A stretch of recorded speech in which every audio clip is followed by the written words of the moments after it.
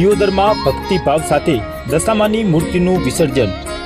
આવતા સાલ વહેલા આવજો માં ના નામથી ગુંજી ઉઠ્યું મિની અંબાજી ધામ।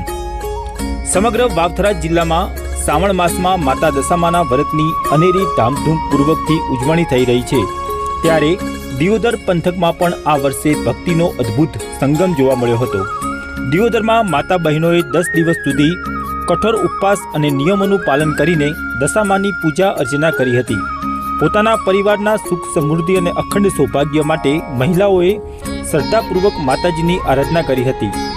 10મા અને અંતિમ દિવસે આખી રાત જાગરણ કરવામાં આવ્યું હતું।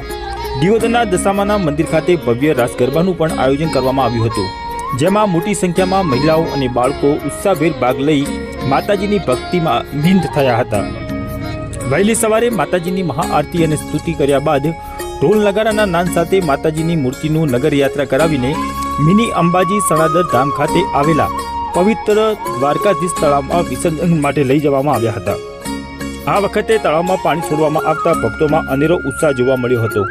ભક્તોએ બોલો દશામા કી જય અને આવતા સાલ વહેલા આવજો માં ના ભાવુક જયઘોષ સાથે અર્શભીની આંખે માતાજીની મૂર્તિનું જળમાં વિસર્જન કર્યું હતું અને ધન્યતા અનુભવી હતી। દિયોદરથી આજે દશામાના 10 દિવસનું વ્રત કરી અને મૂર્તિ વિસર્જન કરવાનો દિવસ છે, તો આજે રાતથી બહુ બધી ભીડ સણાદર મુકામે દશામાનું મૂર્તિ વિસર્જન કરવા માટે લોકો ઉમટી પડ્યા હતા।